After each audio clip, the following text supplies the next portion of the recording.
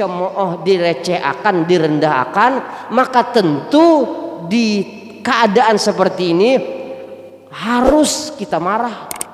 Kalau kita kada marah, kata Imam Syafi'i apa? Himar, keledai.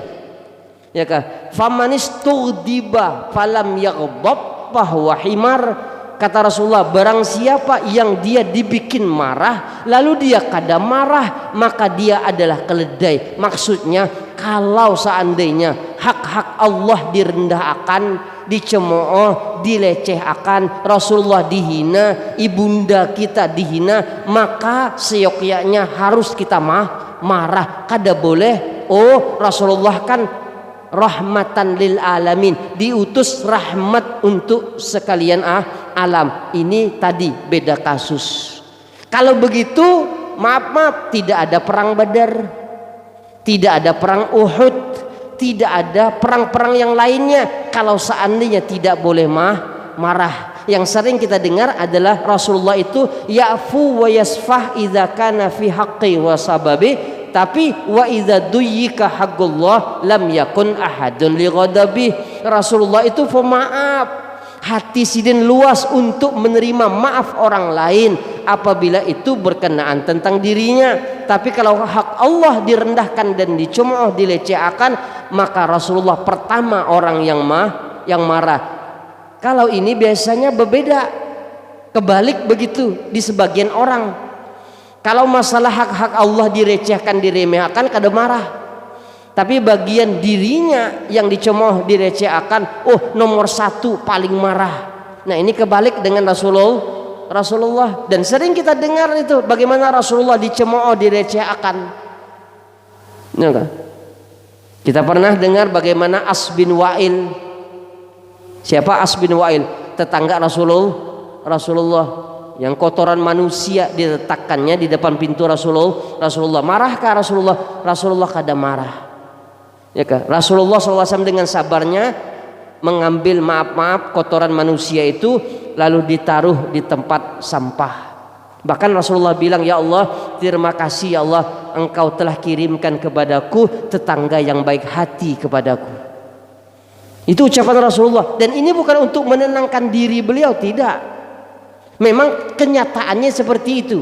Kalau seandainya ada orang-orang yang melakukan hal yang tidak baik kepada kita, kita sabar, maka pada hakikatnya dia telah mengirimkan kebaikan buat kita. Tidakkah kita bersyukur di saat ada orang mengirimkan kebaikan buat kita? Asalkan sabar saja. Sabar pasti dapat kebaikan. Ya kan? Nah, itu Rasulullah Shallallahu Alaihi Wasallam.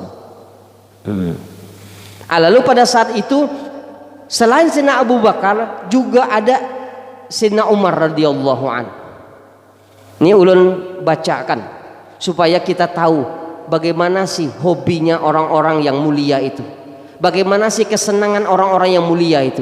Orang-orang yang mulia pasti kesenangannya juga yang mulia-mulia. Orang yang istimewa kesenangannya, hobinya juga yang baik-baik. Ya kan? Rasulullah tadi hobinya ya baik, bagus.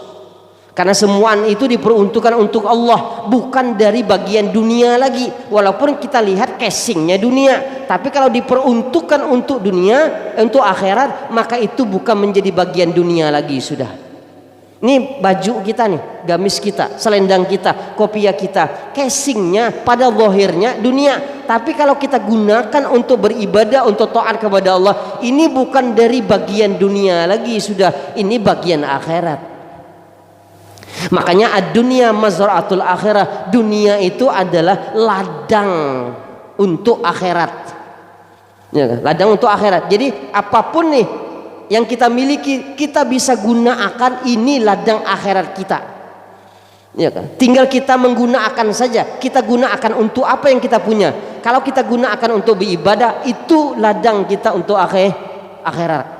Sendal kita gunakan pergi ke masjid, ke majelis, itu ladang akhirat kita. Ya kan? Harta kita, benda kita, semuanya ladang akhirat. Maka kalau kita mendengar kalimat ladang, maka ladang itu identik dengan bercocok tanam. Apa yang kita tanam di sini maka akan kita tuai, akan kita petik, akan kita panen nanti di akhirat. Kalau yang kita tanam baik, baik juga yang akan kita petik. Yang kita tanam jelek, jelek juga yang akan kita petik. Itu jelas di Taurat ada, di Injil ada, di Al-Quran ada. Kalau di dalam Taurat itu, barangkali kemarin pernah oleh informasikan di sini, kalau tidak salah mohon ampun, mohon maaf. Di dalam kitab Taurat disebutkan, man yazra'ul bir yahsudus salamah. Ini di dalam kitab Taurat. Ulun ambil di dalam kitab Tambihul Ghafilin. Man yazra'ul bir yahsudu as-salama. Barang siapa yang menanam kebaikan, dia akan memanen keselamatan. Selamat dunia, selamat akhirat. Lalu di dalam kitab Injil disebutkan, man yazra'u as-su yazra'u an-nadamah. Barang siapa yang menanam asu, kejelekan, yahsudun nadama, dia akan memanen penyesalan, penyesalan dunia, penyesalan akhirat. Lalu di dalam Al-Quran juga ada. Apa di dalam Al-Quran? Di dalam Al-Quran disebutkan, man ya'mal su'an yujza bih. Barang siapa yang mengamal akan kejelekan, yujza bih, maka dia akan dibalas juga dengan kejelekan. Jadi menanam kebaikan, kebaikan didapatkan, menanam kejelekan, kejelekan didapatkan. Maka pilihannya di kita. Kita mau nanam seperti apa di dunia? Menanam baik ya baik, jelek ya jelek. Tapi ulun yakin kita ingin memanen yang baik nanti di akhirat. Kalau kepingin memanen baik di akhirat, maka tanamlah yang baik di sini.